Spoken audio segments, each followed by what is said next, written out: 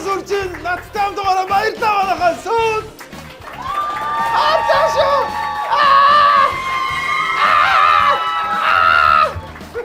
Оо ямар амар олондоо цогцсон ямар гоё. Баярлалаа манайхаа.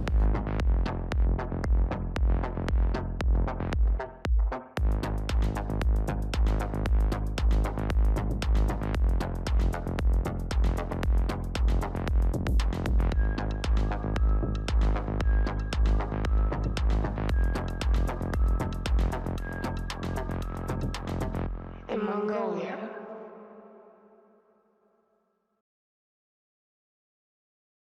Манай өнөөдрийн нэвтрүүлгийг Сөүл хотоос хүрэхэд гүн цуслалцаа үзүүлж байгаа Меток агентлагийнханд дахин баярлалаа гэж хэлмээр байна. Баярлалаа. Меток. Энэ 7 хоног бол ёо мэдхгүй бүр эхнээсээ ахуулаад төгслөө бүр улс төрийн халалт бүр энэ бол халалт биш шүү манайхаа. Энэ бол буцлалт, энэ бол тесрэлт, дэлбэрэлт болсон тийм аимшигтай 7 хоног байлаа. За туулын хурдны зам гэж бөө юм боллоо. За дээрээс нь оюун эрдэнэ гарч ирлээ. За тэгэл бодиттой холбоотой асуудлууд 7 хоногийн төгсгөлөөр сайд маань огцорчих шиг боллоо манайхаа. Амар 7 хоног болсон. Тэгээд бүгдээрээ мэдээгээ нэгээр нэгнээс нь үздсэн манайхаа. Энэ 7 хоногт Улаанбаатар хотод маань гамшигын аюулын сургалт болсон байна. Албан байгууллагууд сургалт хийгээд за газар хөдлүүл яахын, гал гаруул яахын, хаан цуглархын эдэр гэдэг сургалтууд хийсэн байна. За энэтэй холбоотой нэг мэдээ явжээ. Энэ чи юу вэ? Арчсан юм уу баг? Яна. Бэжин яг дахин явахыг шүүн хүлээж. Йоо, ийм амар хөдөлтэй юм уу? За би яг одоо гамшигаас хамгаалах сургалтын төв дээр ирсэн байна. Сая миний яг чичирхийлсэн болохоор 8 баалын газар ингэж хөдлөлөө. Иргэд олон нийтэд гамшиг аюулт үзэгдлийн үед хэрхэн өөрийгөө хамгаалах уу, бусдыг яаж хамгаалах уу, хэрхэн өрсөн сэргийлэх үү гэсэн мэдлэг дадлагыг олгодог. За манай сургалтын төв дээр ирж байгаа иргэд бага насны хүүхдүүд, ерөнхий боловсролын ахлагтай дангийн сурагчид эхний удаадаа ирэхдээ гамшиг гэдэг ойлголтыг яг биеэр үзээгүй болохоор эхний мэдлэг нь жоохон дотмог байдаг. За сургалтын суусны дараа ер нь бол маш их ач холбогдол өгч энэ талаар өөртөө мэдхгүй ингэж сургалтын суух хэрэгтэй байна. Анхан шатны мэдлэг биднэрт байхгүй юм биш үү? Энэ бол маш хэрэгтэй мэдлэг байна гэсэн ойлголтыг авчаад гардаг гэж.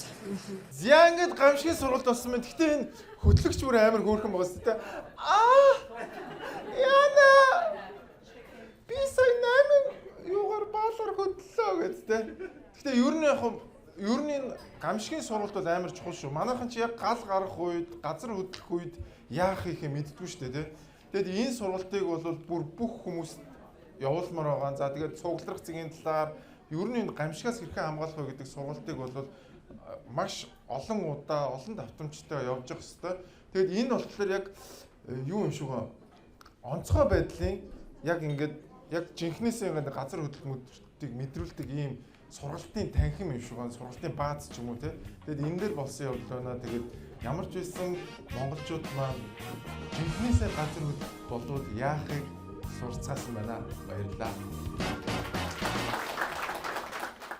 Өнгөрсөн 7 хоногийн сүүлээр туулын хурдны замтай холбоотойгоор бургас хядаж эхэлсэн.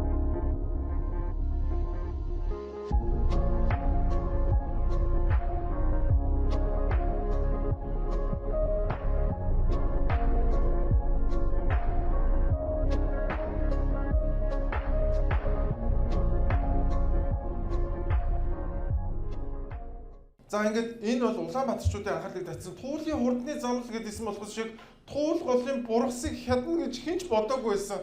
Тэг хүмүүс юу вэ? Яаж байгаа юм бэ? Яагаад энэ бургас хятад байгаа юм бэ гэд бөөнөрөө ууралсан. За тэгээд очоод маш олон хүмүүс эсэргүүцлээ илэрхийлсэн. За тэгээд энэ бүр сүүлдээ 7 хоногийн сүүлээр маш олон хүмүүсийн анхаарлыг татаад бүр маршлын гүүрэн дээр хүмүүс жигсаал цуглаа яж эхэлсэн шүү. Хатан туула хамгаалъя. Хатан туула хамгаалъя. Хатан туула хамгаалъя. Өөртөө хариу өгөөгүй тохиолдолд жагсаал цуглааны хийж болохгүй хөлсөн байх тул эрүүл хуулийн этгээд нь ба бүртгэгдэл засаг цуглаанд оролцохгүй байх. За гэмтэргийн хажуугаар сагдаа хүн зүгээр өнгөрч болох байх тийм үү. Гэтэл одоо энэ хичнээн мод бутын ингээд тастай хяргаа хайчлаа шүү дээ. Энэ гэмтэр биш үү? Тэгэхээр одоо тэр Нямбатрын одоо та нараа чиж байгаа нэг холбогдох газруудаар бид нар мэдэхгүй байгаа болохоос Бургас хэлж байгаа үйл ажиллагаатай холбоотой дуудлага авсан уу та бүхэн? бид нар тэр юуны Бургас хэлж байгаа. тэр талаар тэр зөвлөгийн цагдаагийн ард юм уу холбогдох газарт мэдээлэл авахгүй бол бид нар тэр талаар надад мэдээлэл авах. Танай харьяаны нутаг дэвсгэр үстэй. За ингээд бургас хэлсэн талаар жагсаа цуглаа игээд ирсэн. Хүмүүс яг энэ үеэс эхлээд яг энэ яг юу болоод яагаад бургас хятад эхлэв? Яг энэ туулын хурдны зам гэж юу юм бэ гэдэг талаар яг боддоор анхаарч эхэлсэн. Яг энэ үчээс эхлээд. За ингээд энэтэй холбоотой маш олон нийгмийн хилцүүлэг өрнөсөн ер нь энэ байгаль орчны үнэлгээг нь хийлгэсэн юм уу? Усны газрынх нь дүгэлтэд гаргасан юм уу? Яасан юм бэ? Ийсэн юм бэ гэд бөө юм болсон. За тэгээд сүүлдээ ер нь энэ усны газар, усны дүгэлт эдгээр нь гараагүй байсан юм биш үү гэж хоёр шинжээч хүртэл бит хоёроос ямар ч дүгэлт аваагүй байсан штэ гэж мэгэл ингээд нэлээд том шууган болсон. За тэгээд мэдээж энэний хариуд хотын орлогч дарга давай далаа хариулт хэлсэн. Гэхдээ эн чинь өөрөө төвийн 7.2 км-нд 6 агны гүүрэн байгууламж. Буюу нэг өсөндөө олимпийн гүүр, инх таймны гүүр, марсын гүүртэй ижилхэн баггүй. Тэгэхэд олимпийн гүүр чинь 4 игнэ санагдаж байна те. 4 игнэ олимпийн гүүр 1 км-ийн өртөх нь 120-оос дээш тэрбум өртөгтэй байгаа. Тэгэхээр эн чинь өөрөө урт зам болохоор одоо байгаа өртгөөрөө л ингэсэн. Тэгээс үнэтэй үн биш. Яг л Монгол улсын одоо төсөвчд бодоод норм стандартаар ботсон. За дээрэс нь бас нэг юм нэмж хэлэхэд одоо байгаа манай асфальтсан замууд 10 см хүртэл 2 юм битүүм үүдэлтэй байдаг. Бид нар энэ туулын хурдны замыг 18 см буюу маш зузаан 3 үед давхрахтай битүүм бетон центний цутгалттай Азийн хурдны замын стандартын гучлалттай насжилт удаан ийм байдлаар төлөвлөж байгаа. Дээрээс нь 160 км/цаг хүрэх боломжтой гэлэн төхөг уулзраггүй Монгол улсад байхгүй ийм хурдны зам. Буюу экспрессвей буюу экспресс гэдэг нь зогсохгүй явдаг буйхаа зам хэлдэг буюу нэгсэндээ гэлэн төхөө уулзар байхгүй ийм замыг хэлж байгаа. Одоо бол Монгол улс зүгээр хотоор дайрж өнгөрж байгаа хүмүүс л явах учраас хөгжил буухгүй юм шүү. Үгүй энэ олон улсын жишгээрээ олон улсуудад яг л энэ замыг хэлдэг. Би өөрөө Оросын холбооны улсад Санкт Петербург хотод 6 жил амьдарч бакалавр хийсэн. Брисбен Австрали хотод бас 3 жил амьдарч магистр хийсэн. Олон улсын миний амьдарч исэн хотуудыг харж байхад дэлхийн бүх хотууд голоо дагаж байдаг. Хүн төрөлхтөн хот үүсгэхийн тулд голоо дагаж амьдардаг. Голоо дагаад амьдрахад голоо дагаад дэд бүтцүүдийг бүгд хийдэг. Тэгээд ялангуяа хурдны замууд бол голоо дагаж хийдэг олон улсын жишгтэй. Тэгэхээр бид нар дэлхийн тэр жишгийн дагуу хийж байгаа ийм л одоо жишгийн дагуу хийж байгаа юм байна. Тэгээд ер нь бол төсөв төртгийн хувьд бол бага өнгөөр батлагдсан. Дэлхийн нийтийн одоо үнийн өсөлт янз бүрийн болвол энэ бас эрсдэлтэй гэж харж байгаа. Тэгэхээр энэ бол ерөөсөө тийм өндөр өртөгтэй төсөв биш. 2.3 ихнээд тийм өндөр төсөв биш гинэ. What? Юу вэ? За тэгээд дээрээс нь сайн асуусан. Үгүй тэгээд наад замаар чи ингээд яг Улаанбаатар хотын иргэд зорчих юм уу? Эсвэл зүгээр энэ дархан энэ урд хил хоёрыг холбож байгаа замын хүмүүс зорчих юм уу гэж. Үгүй би энэ би Брисбенд ч амьдарч байсан, Австралч байсан, Оросч байсан хүмүүс голоо дагж амьдарч юм. Үгүй хин хаана амьдардаг тухай асуугаагүй наагур ч хүн явах юм уу гэж асуусан шүү дээ. Тэгсэн чинь манай хүмүүс голоо дагж амьдарч юм аа. Энэ бол нэг үнэтэй биш гэж. Тэгээ хамгийн гэтээ бүр яг үнийг гэхэд энэ хүний яриа бол нэг чухал байгаагүй. Надад нэг амар эмзэгсэн юм. Яна нөгөө суулгуулсан ус нь унтсан байж тээ. Нэр ингэж амар стресстэй ажилласан чинь нөгөө хөөхөн ингээд нэг доороос соёолж исэн үснээр байхгүй. Өөгд ингээд наа тэгээд эн чинь дахиж суулгаж болд юм нэр эн чинь янз бүрийн үснээс суулгалтын эмчнэр өнө болох юм уу? Найдваргүй гэнэ яана тэр солонгостой эмнэлэгтэй ажилладаг гоо найдваргүй. Надаа би яг хизээний үеийн нэвтрүүлгээр хийжсэн. За энэ Улаанбаатарын асуудал яах вэ? Наад хүний чи өвс дахиж ургахаа болчвол яах юм бэ гэж ярьжсэн чи бүр яг тэр үгээр болтой өстой арамстай. За ингээд бусад хүмүүс одоо дутаа гэд хүн байсан. За тэр хүн юу гэж ярьсан өдрөөс сонс. Одоо гадаа шиг те дандаа үер болж идэг өдөр болгон аадар бороо цутгаж идэг тийм дулаан те Европын Азийн орнуудтай бид нар жишг шаардлага байхгүй. Чи далаа дагуур гүүрэн зам тавьж ийн гэдэг. Окей, баян орон тэгж далаа дагуур тавьж болно. Гэтэл бид нар тийм баян орон бол биш байхгүй. Тэгээ хамгийн эмзэг туулгалаа сүйтгэж болохгүй. За одоо би нөгөө нийслэлийн авц замын газрын дарга одоо юуст би хэлмээр байгаа байхгүй. Одоо юу чи талбай инженер л хий, тий? Ерөөсөн тэр асфальтныхаа сантиметрийг тоолоод зогсож байхаас чи хаагуур яаж зам тавих, аль нь зүв вэ гэдгийг чи мэдэхгүй юм билээ шүү дээ. Даваад л чи толгойд ирэхээр өсөө ургуулж чадахгүй чи туулын муурсыг ургуулж байхгүй шүү дээ.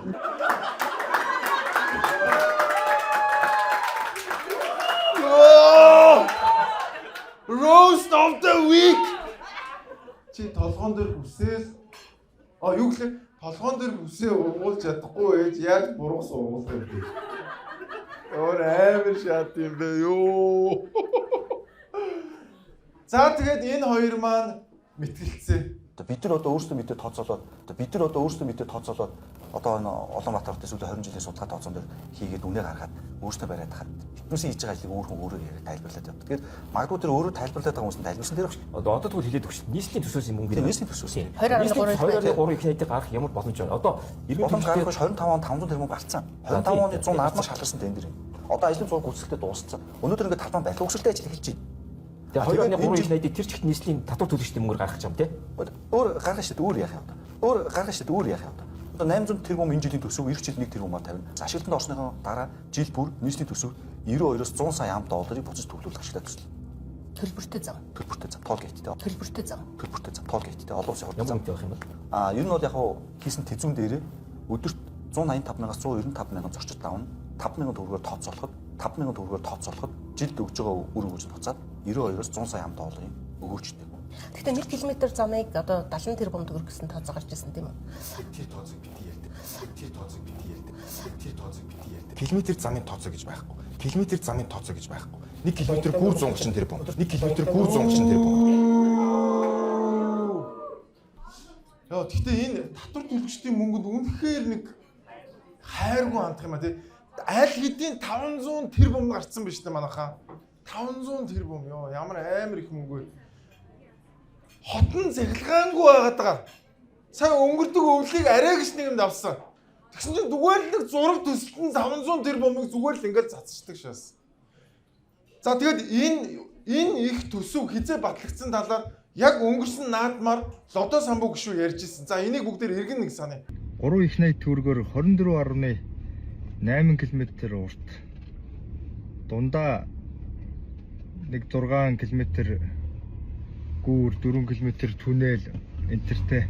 Нэг ийм зам байгуулах, барих, зээл авахд засгийн газар баталгаа гаргах ийм тогтоолын төслийг батлаад авлаа. За ингээд 3 их найдын зээл дахиж авах нэ. Энийх нь одоо 80% дээр засгийн газар баталгаа гаргаж байна. Хэрвээ одоо зээл аваад төлж чадахгүй бол засгийн газар өөрөө барагдуулнаа л гэсэн үг шүү дээ. Өмнөөс нь батлан дааж гинэ л гэсэн үг. Тэгээд энэ асуудал ба шүү дээ те. Яг наадам далиндуулаад одоо чуулган завсарлах гэж нэгэд сая сүүлийн нэг 2-7 хоног бол баг чуулгантай өдөр дандаа 10 үдэ асуудал хилцлээ. Өчигдөр гинт яралтаагаар орж ирээд байнгын хорон дээр унангууд тэрүүгээр бужигнуулж дахин гормын санал гаргуулж байгаа дэмжүүлж орж ирээд өнөөдөр их хурлаар 70-80% хувьтай дэмжүүлээд ингээд аваад гарчлаа. Яа бүр ингээд чичирсээр байгаад энэ төсвийг батлуулсан байгаа байхгүй. Бүр ингээд байнгын хорон дээр унаад хахад буцаж босгож ирээд бүр ингээд чичирсээр байгаа. Тэгэд хамгийн гол нь энэ төслийн талаар олон нийтэд ерөөсөө хэлэлцүүлээгүй. Захиргааны ерөнхий хуулиараа заавал зам гүүртэй холбоотой энэ гол устай холбоотой хуулийг заавал олон нийтээр хэлэлцүүлэх ёстой. 2-3-лахнаа нээлж байгаа л хотын захиргааныхаа өөрсдөө шийдэж байгаа. Тийм учраас иргэд ямар ч мэдээлэлгүй байсан учраас өнөөдрийн энэ эсэргүүцэл үүсэж байгаамаа. Энэ хүмүүс өөрсдөө хуулиа дагаагүй байна. Тэгэд энэ их мөнгө штэ энэ чи амар их мөнгө байхгүй юу? Сая бид нэр өнгөрдөг өвөл тогоо таслуулаад Улаанбаатар хөлдөгтөрөө тулсан.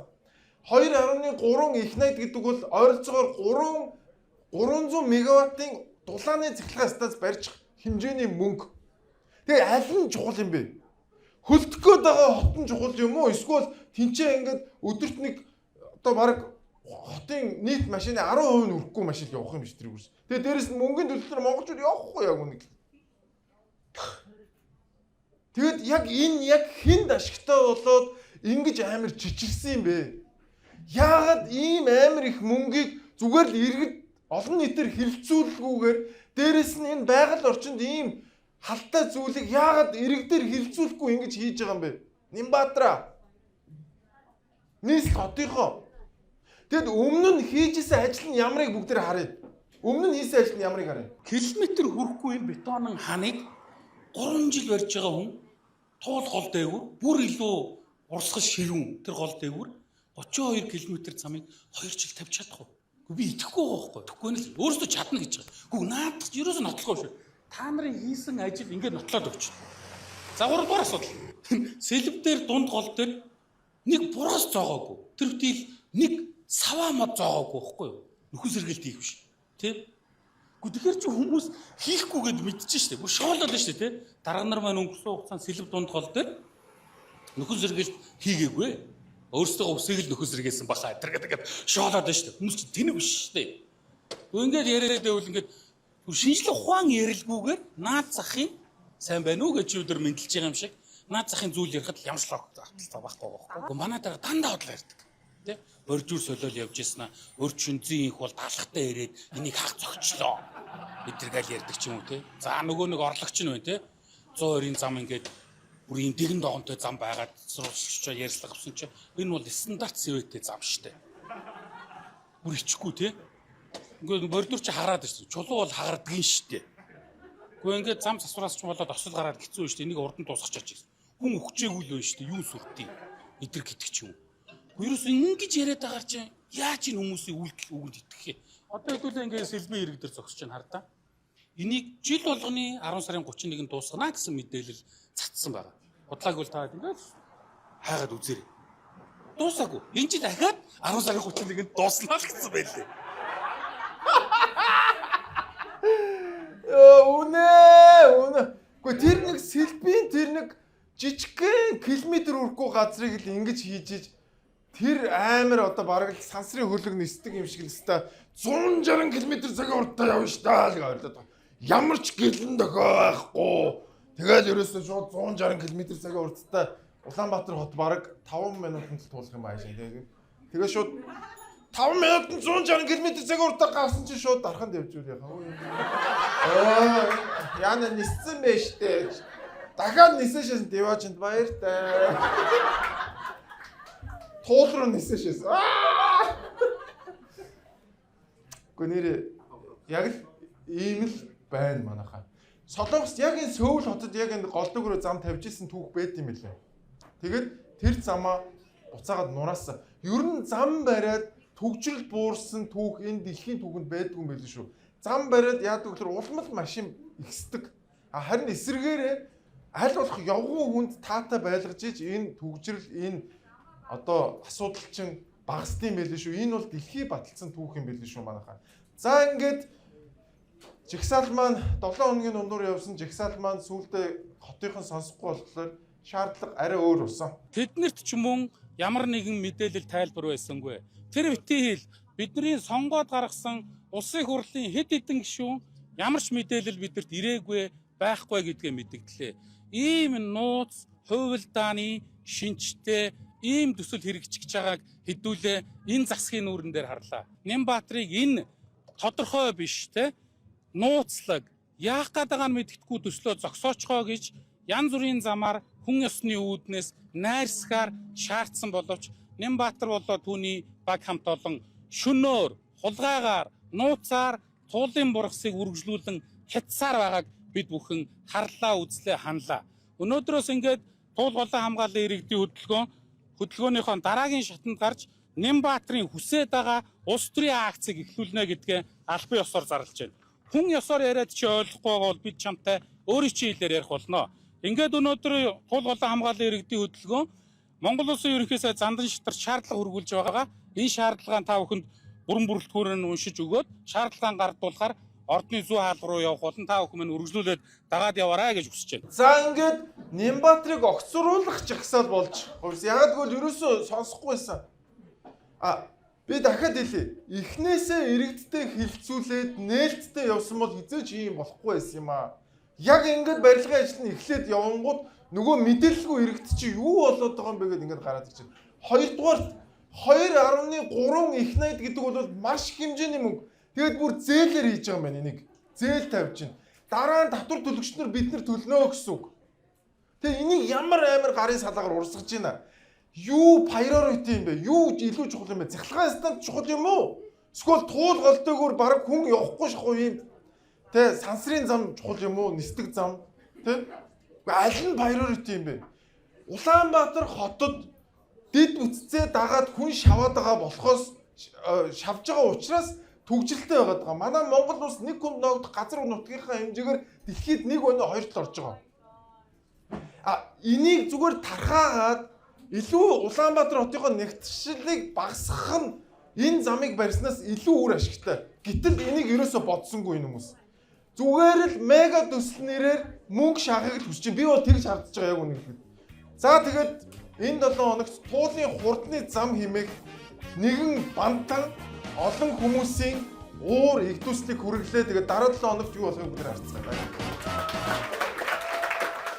1938 оноос хойш домгийг бүтээж байгаа нэгэн брэнд бол энэ бол Stolichna юм байна. Цэвэр тунгалгын үнэхээр дээдийг Stolichna тань мэдрүүлэх болно.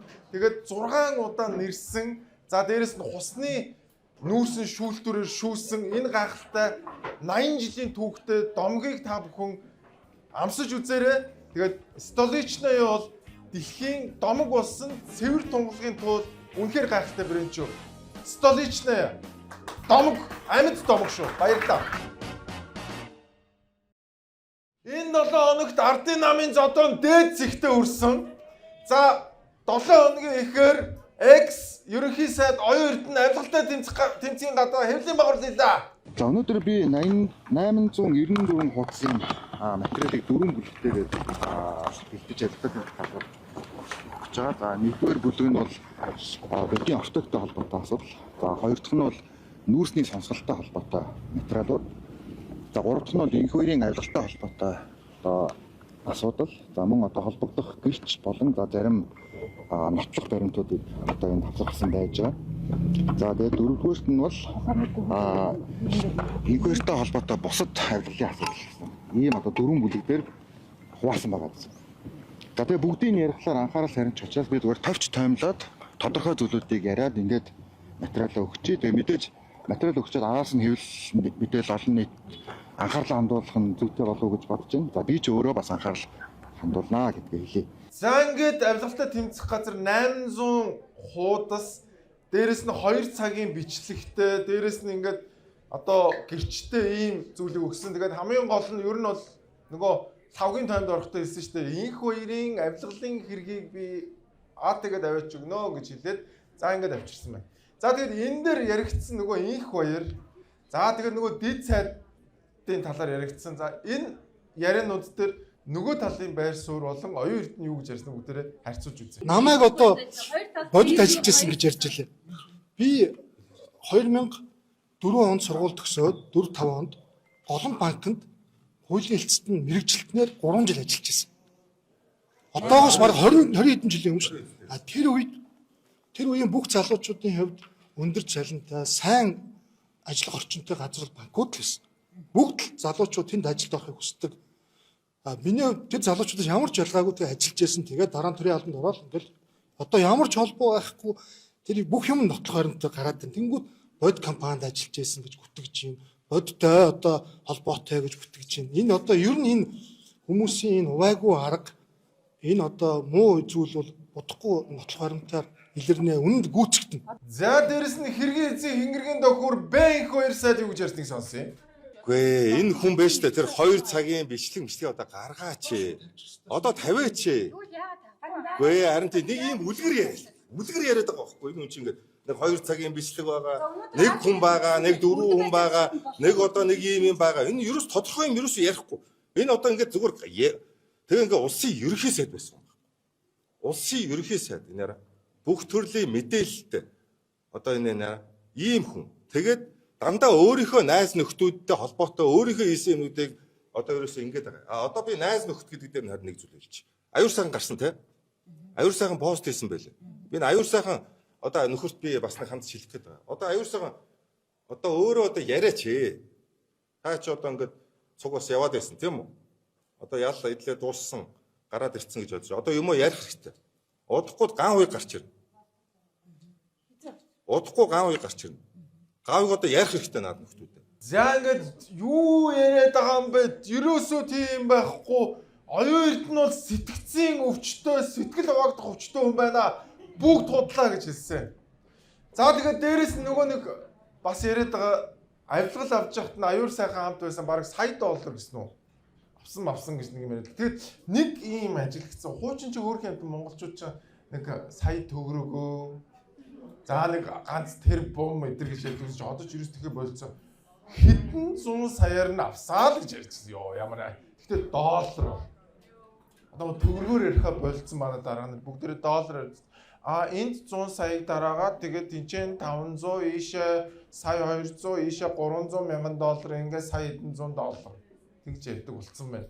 Одоо бүр нөгөө төгрөгөөр ярихгүй нөгөө тэг нь ингээд ойлгохдохгүй те их найд маяг ингээд яа хэдэн тэгтэй бэ гэж ойлгохгүй. Одоо зүгээр $-аар ярьсан амар юм байна. Сая $. За тэгээд нөгөө өнгөрсөн 7 хоногт байна уу тэрний өмнөх 7 хоногт шоронгоос сувлагдаад дөнгөж халуухнараа гарч ирсэн аюур сайхан маань 5-гийн танд орсоо.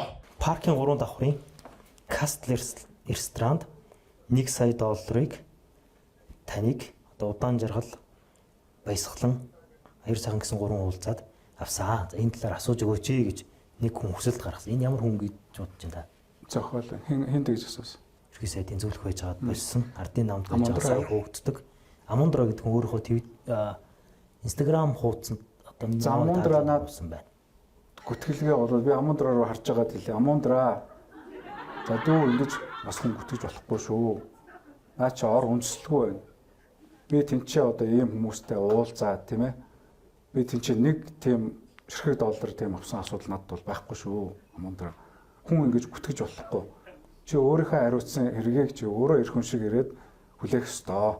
Яа ингэж ярьцлага авсан. Энэ ярьцлаган дээр яг үний юм өгсөн. Ер нь энэ бол бүгд гүтгэлэг гэдээ бас ялгаагүй ярьсан. За дээрэс нөгөө бодийн талаар ярьсан учраас бод компани захирал баясгалан бодийн баясгалан тий. Мөн тий. Баясгалан бас хэвлэлийгэнд ярьцлага өгсөн байна.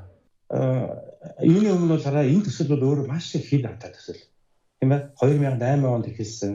Тэгээд дараа нь өчнөө одоо зогссон, хил ам болсон, улс төр болсон, ингээд бүх юм болсон энэ төслийг бол манай компани бол хэрэгжүүлэхтэй бол бид нэр бүх зүйлийг хууль номынхан дагуу санхүүгийн бүх бичиг баримтууд анхан шатны баримтаараа тэгээд хизээ нэгэн цагт иймэрхүү хил ам хэрүүл уруул гарч хэлцэл болно гэсэн ийм бэлтгэлээр бид нар бол энэ ажлыг хийж исэн учраас би бол юу ч санаа зовхгүй байгаа. Тийм ээ. Тэгэхээр бол надад бол энэ манад энэ ажил бас одоо гэрээ байгуулсны дараа ч гэсэн тэр үеийн одоо ерхий сайд байсан хөрөлсөгч хийжсэн.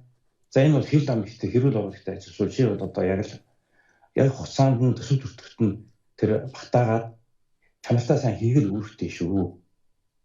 Чи бол одоо чамд бол өөр ямар ч одоо өөр зорилго байхгүй гэж бол хэлж ирсэн. Бид нар яг тэр ажлыг хийж дуусгасан. За гэсэн. Бараг 2008 оноос хойш гацаа тэгээд дундталт нь ингээл нөгөө батлагчин ингээл нөгөө уут мууд цоолоод өргөнөөр тавина, нарийнаар тавина гээд бөөн асуудал, бөөн хууль шүүхээр явцсан энэ төсөл төр бид нар юу гэж тэнийг юм шиг тийм ийгэвдээ. Бид нар ингэж ярихыг мэдээд бүх юмаа ном журмын дагуу нарийн хийсэн гэсэн. Тэгээ ерөнхийдөө энэ ярилцлаган дээр бол за энэ бүх юмнуудыг цаасаар баталгаажуулнаа. Би зүгээр цээжний бангаар яриаггүй бүгд баримттай цаастаа нотлохоотой юмнууд байгаа шүү гэж ярьсан. Гэхдээ тэгээд тийм юм бол тэгээд яагаад энэ хүн чинь ингэж яриад байгаа юм бэ гэж асуусан. Тэгээд одоо энэ сүүлийн үед болж байгаа асуудлууд дээр гарсан энэ сүүлийн үеийн галдаа сэдвүүд дээр та баг бүгднийг няцааж үгүйсгэлээ. Ингэж няцааж үгүйсгэж байгаа юм чи ирээд энэ хүмүүсийг хуулийн байгууллагууд юу нөхөх үү? Тэгээ одоо эдгээр чинь хуулиар шийдэгдэхгүй юм шүү дээ. Одоо өгөөж юм юм биш шүү дээ. Тийм ээ? Одоо хүн бүтгэсэн ч одоо би ч гэсэн чамаагаа одоо бүтгээд одоо тэгээ яахчгүй юм биш үү? Тэгээ ер нь бол за одохгүй тэр хууль за мэдгүй тэгээ чинь тэр нь одоо баримт нь байгаа. Баримтны хууль та ялах боломжтой юм шүү. Нэр төрөө яг иргэний хууль зэрэгэд бас байгаа. юу ч гэж ярьж бие бинийгаа гүтгэж дарамжуулж болохыг бол бид нар бол яг одоо харж байна шүү дээ тийм ээ. За ерөнхийдөө бол энэ гүтгэлэг тэгээд яагаад ингэж гүтгэж болоод байгаа юм бэ гэсэн чинь бусдыг гүтгэх гэдэг энэ хэсэг үндсэн хуулийн цэцтэр юу яатсан байгаа юм бэ? Одоохондоо ингээд нөгөө хэрэгж болохооргүй болцсон байгаа юм. Тэгээд ингэж ийна гэдэг ийм тайлбарыг хийсэн. За ямар ч байсан мэдэхгүй одоо хинэн нүний яриад хинэн худлаа яриад байгаа бүү мэд. А гэхдээ эн чинь нийгэм тодорхой байгаа зөө. Манай Монголын улс төрд энэ мөнгө гэдэг юм бол юу ч биш болцсон юм байна.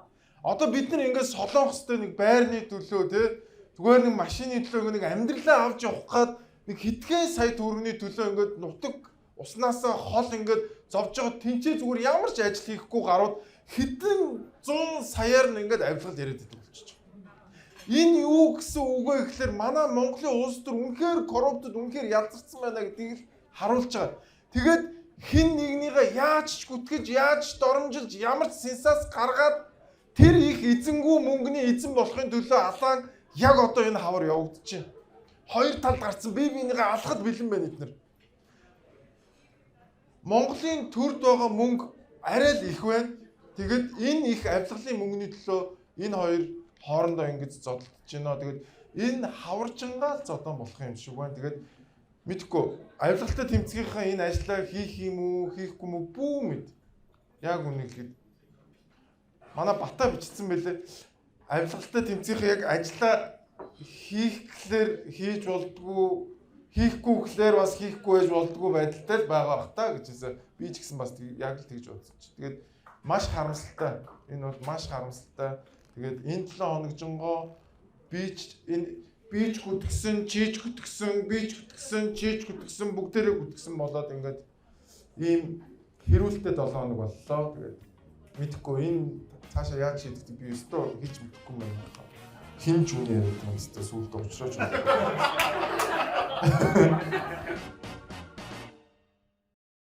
Энэ 7 хоногт нэгэн төрийн компаниг татан болгожээ.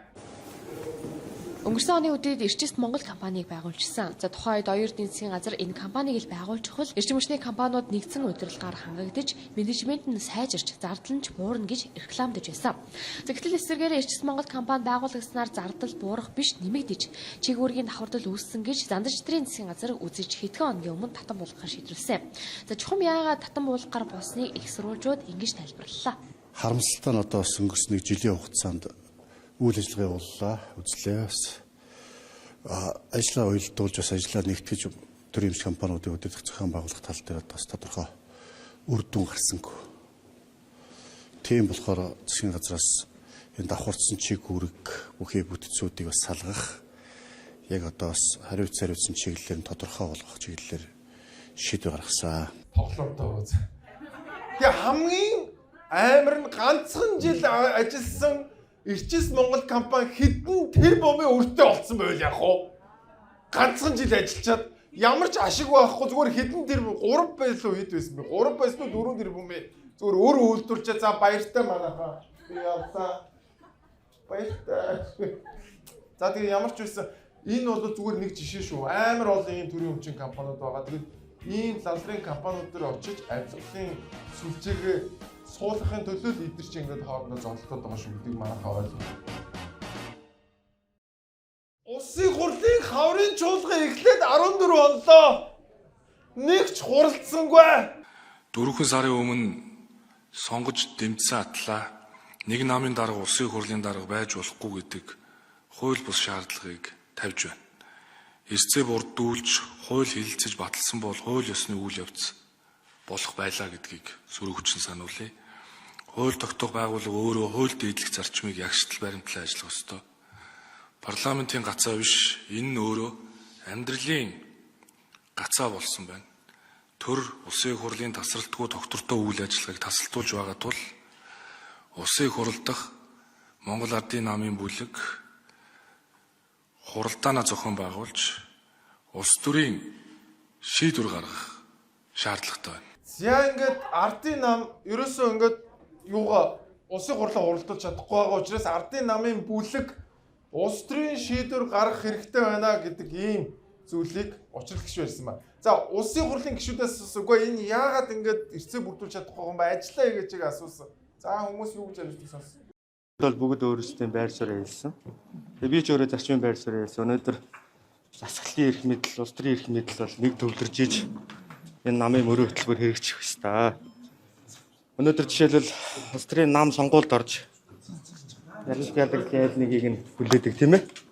Хэрвээ одоо 27 оны ерөнхийлөгчийн сонгуульд боллоо гэж үзэхэд амжилттай оролцвол хин гавьяаг нь өөрөх, амжилтгүй оролцвол хин хариуцлага хүлээх гэдэг асуудал чинь өөрөө эрх мэдэл төвлөрөл нэг байж явах хэрэгтэй. Өнөөдөр улс их орны нийгмийн эдийн засгийн тулгамдаад байгаа асуудал нь гадаад дотоодын нөхцөл байдал гээд дүгнэх ёстой олон асуудлууд байж байна. Тэгээ ардсан намын талаар одоо энэ бойкотын асуудал гээд хууль бус хууль ёсны ч гэдэг юм уу тусдаа одоо институцийн асуудлыг бол одоо бас нэг дүгнэж яриад байх нь өөрөө бас илүүц. Тийм учраас бол одоо хатуу байр суурь л илэрхийлээд өнөөдөр Монгол Ардын намын дүрмэнд Монгол Ардын намын даргаыг ерөнхий сайдад нэр дэвшүүлнэ гэсэн залттай. Тэгэхээр энэ заалтыг л хэрэгжүүлэх хэрэгтэй гэдэг зарчмын байр суурь байх хэрэгтэй. Монгол Ардын намын улсын хурлын гишүүн ардсан намынхны зөвштэй гэж хэлчихэж байгаа. Ерөөсөө айгүй давчгнаар. За тэгээд дээрэс нь нөгөө Монгол Ардын намынхан ч үгүй одоо ардсан намынхан ингэсэн учраас бид нар эрцээ бүрдүүлж чадахгүй ингээд ярьсан.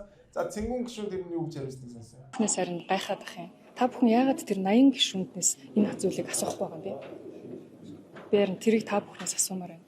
Яагаад гэвэл тэр хүмүүс чинь өөрсдөө засаглаж чаднаа. Бид бүхэн их хурал дээр олонхоо бүрдүүлээд бүх хуулиа өссөн хуулиа биднэргүйгээр баталж чадах эрх нь тэр Монгол Ардын намын болон хүн нам, Иргэний зориг намын гишүүдэд байгаа. Тэр бүхэн арчилсан намын бүх гишүүд эсэргүүцчихсэн ч гэсэн хүссэн хуулиа батлуулах эрх нь угаасаа тэр хүмүүст байгаа шүү дээ өнөөдөр.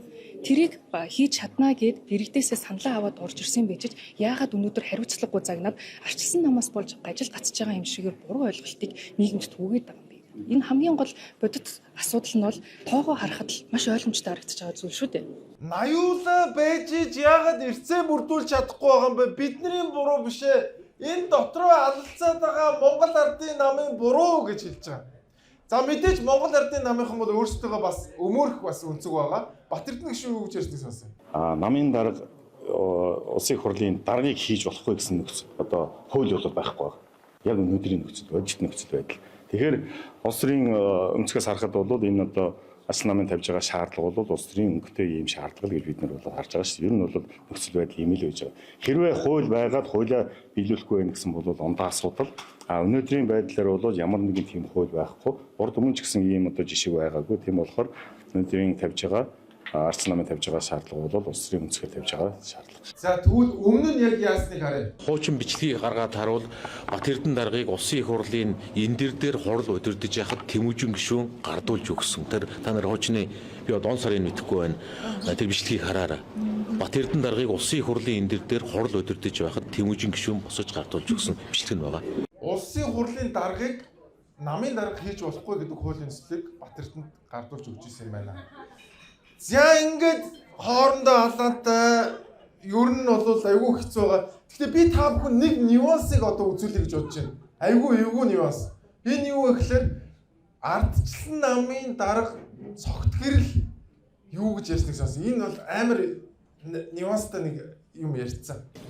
Тэр 80-таа эвсэл санаатаагаар хурлыг харин одоо явуулахгүй байна гэдэг нь арчилсан намын шаардлага зүй ёсныхыг улсын хурлын дарга учрлыг Монгол Ардын намын дарга учрлыг улсын хурлын эндэрээс буу гэдэг шаардлагыг зөв зүйтэй гэж улсын хурлын олонх аль хэдийн үздсэн байна. Ийм учраас арчилсан намын бүлгээс тавьж байгаа шаардлага нэгдүгээрт нь зүй ёсных байна. Энэ шаардлагыг Монгол Ардын намын дарга энэ шаардлагыг биелүүлэх ёстой гэдгийг бас дахин хатуу сануулan хэлье. Хэрвээ бид нар одоо өөрөө сайн дураараа зарчимд нийцэж, үндсөлийн зарчимд нийцэж сайн дураараа ажлаас чөлөөлөгдөх ёстой гэдэг шаардлага тавьж байгаа. Чөлөөлөгдөх ёстой гэдэг зарчмын шаардлагыг хүлээж авахгүй бол бид нар огцруулах арга хэмжээнд орно. За энэ надаа хэрвээ энэ шаардлагыг хүлээж авахгүй бол бид нар огцруулна гэж байгааз энэний цаана ямар утга байгаа вэ гэхлээр уг нь бол олонх штэ нөгөө чинь 80-лаа байгаа штэ. Гэтэл огцруулна гэдэг чинь ардсан нам бас олонх болж болно гэсэн санаа. Тэгэхээр юу вэ гэхээр энэ 40-дор нэмэх нь оюун эрдний нөгөө хуваагдсан Монгол Ардын намынхаа ороод ирэх юм бол бид нар парламентд олонх шүү хулгайчуудаа гэдэг ийм мессежийг өгж гинэ гэсэн. Яг үнэндээ өнөөдрийн Монгол Ардын намын олонх бол олонх биш болсон байгаамаа гэсэн санаа. Яагаад гэвэл ардын нам дотроо 2 хуваагдсан. Тэгээд нөгөө талаа чинь нийлэх юм бол бид нар олох шүү гэдэг санааг цогтгөрл энэ үгээрээ дамжуулж хэлж байгаа юм. За ингээд энэний дараа нөгөө учрлын хэлснээр Монгол ардын намын бүлэг хуралдаад улс төрийн шийдвэр гаргана. Үүсээд байгаа энэ цаг үеийн ажил асуудлаар хаалттай хуралдааныг хийж за тодорхой мэдээллүүдээ өглөө. Энэ яригдаад байгаа ардчилсан намаас ч тавьж байгаа асуудал, манай гишүүдээс гаргаж байгаа асуудлууд энэ юмнуудаа өдөр дах зөвлөл дээр ойрын хугацаанд одоо өнөөдөр ороо юм уу маргаад өглөө ярьж улс төрийн тов тодорхой шийдвэр гаргаад одоо тэрнийг улсын их хурал дахь бүлэгтэй чиглэл болгоё. Бүлэг өдөр дах зөвлөлийн шийдвэрийг бүрэн хэрэгжүүлж ажиллая гэдэг одоо ийм шийдэлд бүлэг хүрсэн. За ингээд ардын намын өдөр дах зөвлөл хуралдсан. Тэгээ хуралдаад ямар шийдвэр гаргасныг бүгд сонсоо. Энэ бол бүр үнэхээр энэ 7 хоногийн сүүлд үнэхээр шоконд оруулсан мэт байсан. Намын өдөр зөвлөл олон талаас нь авч хэлэлцэж тодорхой шийдлүүдийг бас гаргалаа. Энэ хоёр Монгол улсын ерөнхий сайд гомжийн замдагчдаар Монгол улсын ерөнхий сайдаас өөрийн хүсэлтээр чөлөөлөлт хөрвөлөө намын өдөр зөвлөлд өгсөн. Энийг намын өдөр зөвлөлд авч хэлэлцэж ялангуяа ерөнхий сайдын Монгол төрийн үйл ажиллагааг хэвийн явуулах дэлхийн нийтийн өмнө тэр зам Монгол улсын ард иргэд Монгол улс орны өмнө тулгамдж байгаа эдийн засгийн гүн хямрал хүндрэлийг үед өөрийн эр зориг гаргаж улс орныхоо төлөө гаргаж байгаа энэ өөрийн хүсэлтийг бол хүлээж авах зүйтэй гэж үзсэн. Юу за ерөнхий сайд Зандан шатрын огцрох хүсэлтээ өгсөн байна. Тэрийн ардын намын өдөр дах зөвлөл хүлээж авсан байна. Тэгэхээр ерөнхий сайд огцорч байна гэсэн үг. Тэг яг одоо огцорч байгаа хуралдаа улсын хурал дээр явж байгаа хаа. А дээрээс нь Монгол улсын хурлын дарга учрлыг ерөнхий сайд болгохыг бас өдөр дах зөвлөлд дэмжсэн байна гэсэн үг. Тэгэхээр учрал ерөнхий сайд болоод Зандан шатар энэ 7 хоногийн төгсгөлөөр ерөнхий сайд болохоо болж гинэ гэсэн үг. Тэгээд ардсан намын тавьсан шаардлага биелж гинэ гэсэн үг манайхаа. Амар сонин шийдвэр гарсан бол манайхаа. Та ерөнхий сайдаа огцорсныг мэдээгүй сууж байгаа тийм. Ерөнхий сайд ч огцорсон байна. За ингэж дууссан зөө манайхаа. Зүгээр надад нэг ийм бодогдож байна. Одоо шинээр байгуулагдж байгаа учрал сайдын засгийн газар ардсан намынхныг засгийн газартаа оруулахгүй бол энэ хідэн ч удаа эргэж магадгүй. Яагаад гэвэл нөгөө талтаа нийлээд олох болцсон гэсэн үг. Тэгэхээр мэдгүй би бол тэгж зүгээр тааж байгаа шүү. Ардсан намынхныг засгийн газартаа урих бах. Гэхдээ мэдгүй нөгөө тал нь орох хэсгийг бол сайн мэдэхгүй байна. Нөгөө ерөнхийлөгчийн сонгуул хаяан дээр ирсэн учраас нэг хэн жилийн дотор орохгүй байж магадгүй. Тэгэхээр энэ улс төр ингээд хідэн ч удаа эргэж магадгүй гэсэн үг. Тэгээд энэ 7 хоногийн төгсгөлөөр Зандан шатар сайд байхгүй болно гэдэг бол Зандан шатрын засгийн газар ингээд унсан засгийн газар огцорлоо гэсэн үг. Тэгээд учрал гэдэг хүний засгийн газар дараа 7 хоногоос тогтох юм шиг байна. Дараа 7 хоногоос улс төр улам хална гэсэн үг. Хин сайд болох тухай бөө маргаан дээрээс нь дахиад оюун эрдний зодоо за арсан намынхан дунд орж ирэл бүр амар юм болох юм шиг байна. Тэгээд дараа 7 хоногт улс төр яаж явахыг бүгдээрээ хамтдаа харцгаая. Баярлалаа.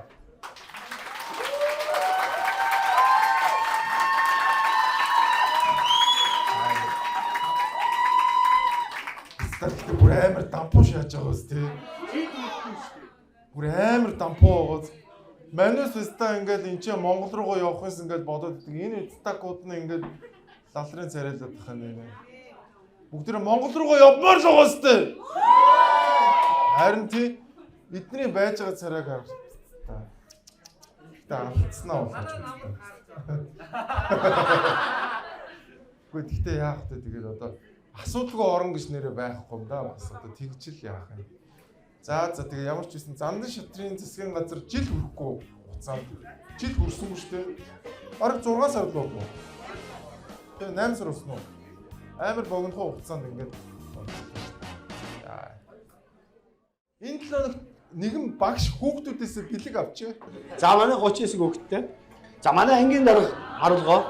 Хүүхдүүд амар ойлгодог, тэгээд ярилцдаг, буруу зам руу хөтөлтгөө тэгээд ингээд юу гэдэг буруу замаас татаж авдаг гэх юм уу?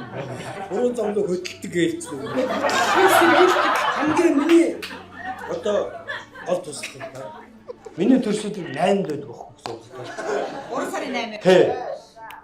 Хүүхдүүдийн сэтгэл. Тэрэн дотор бол би тэрийг талах гэж хараагүй тухай. Талах байсан л да. Тэгтээ талах биш гэхдээ талах. Би үргэлжийн мөнгө ингээд би багш гэдэг бид нар сурагч гэдэг бидний хооронд нэг юм хан үүсчлээ дээ. Ханны хоёр талаас бид нар харьцаж чадахгүй.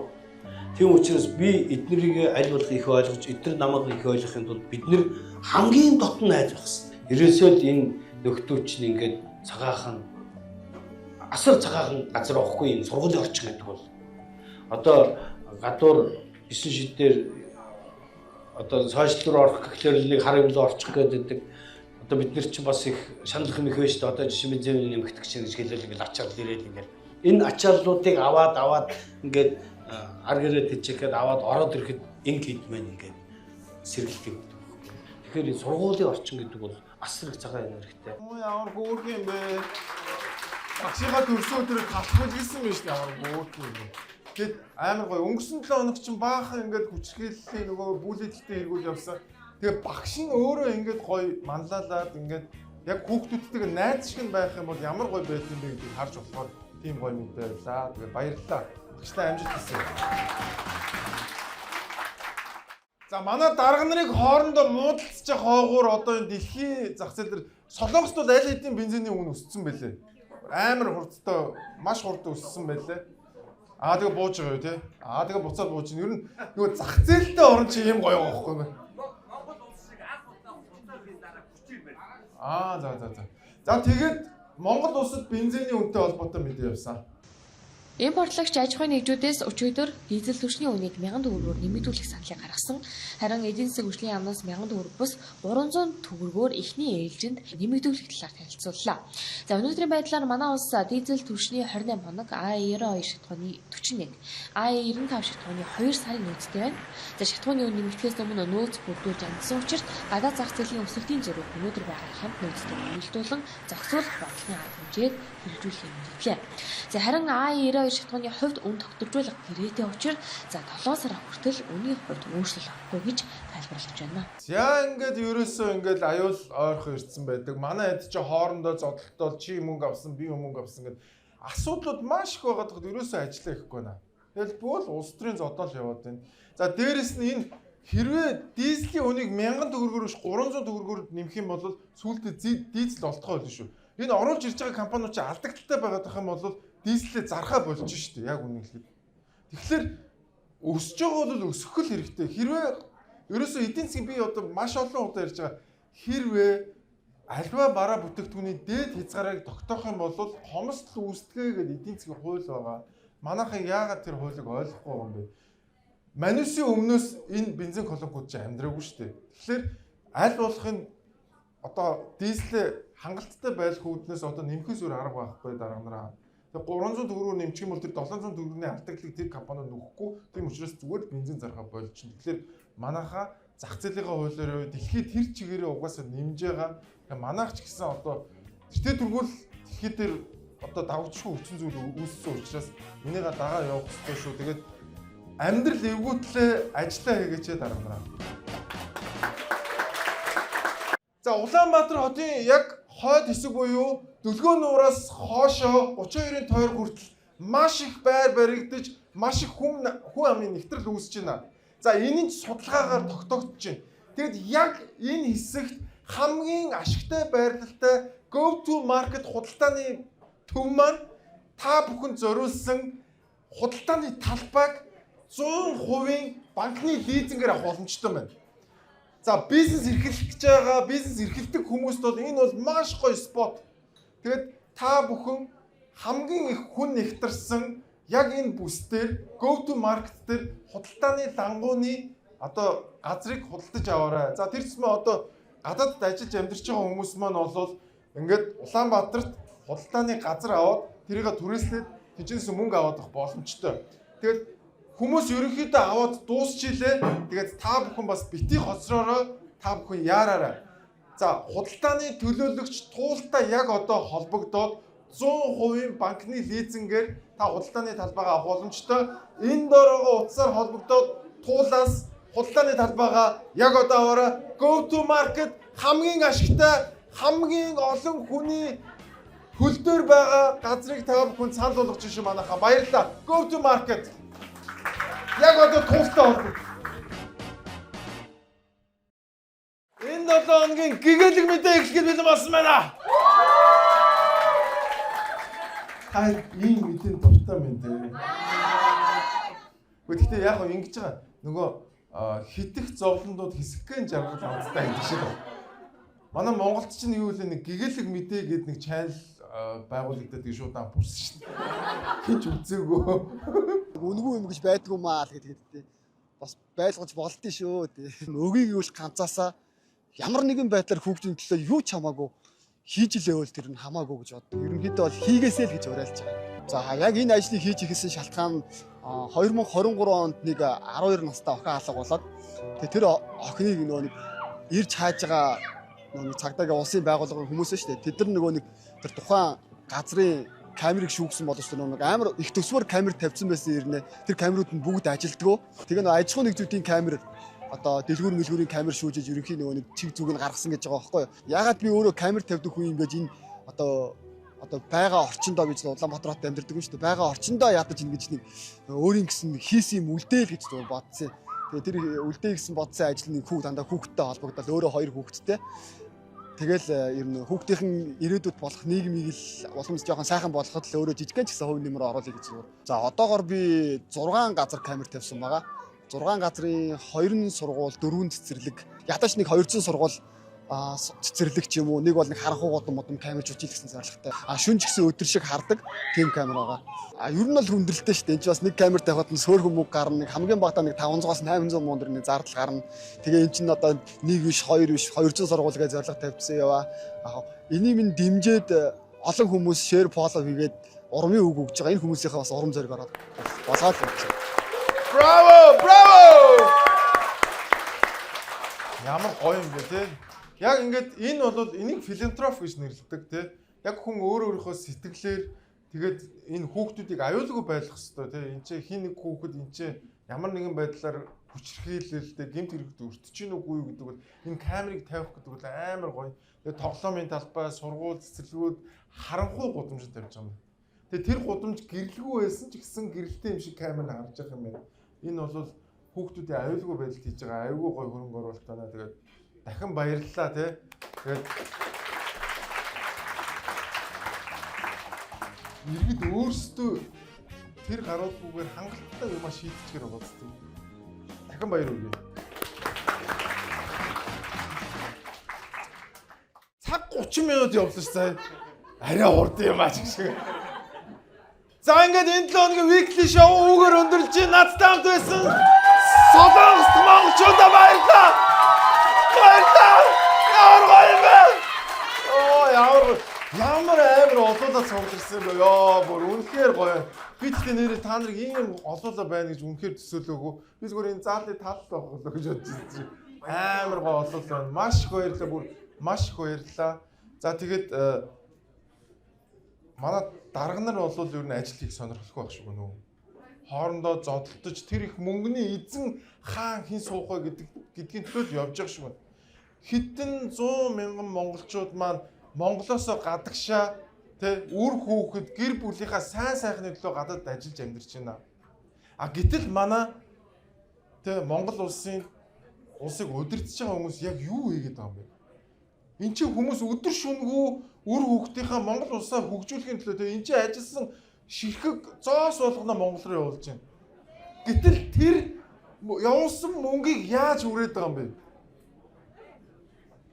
Тэр зүгээр бодох хэрэгтэй. Энд чинь хүмүүс хичээгээд байна. Та бүхэн зүгээр тэр нэг лалрын зодоноо болоод энэ төрийг аль болох жижигхэн цомхон болгоод өгөөч тээ. Ууж байна. Тэг өөр хүсэх юм алга. Тэгэд Монгол хүн Монголдо ямар нэгэн дарамтгүйгээр эрхчлөөтэй бизнесээ хийдэг, мөнгөө олж олдог тийм Монголыг бүтээхийн төлөө бүгдээрээ хамтдаа зүтгэе манайхаа. Баярлалаа. Иргэжлүүдэд жижигхэн төрлөө Монголын баярлалаа манайхаа. Холбогдороо тэгээд Солонгост байгаа монголчуудад дахин маш их баярлалаа гэж хэлмээр байна. 사랑해요.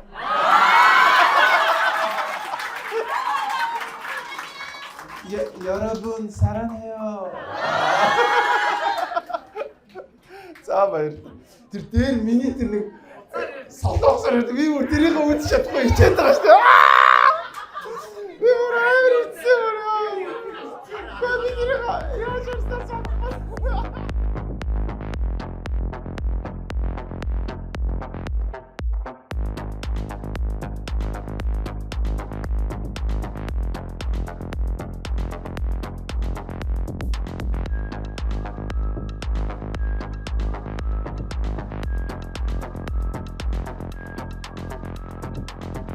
In Mongolia,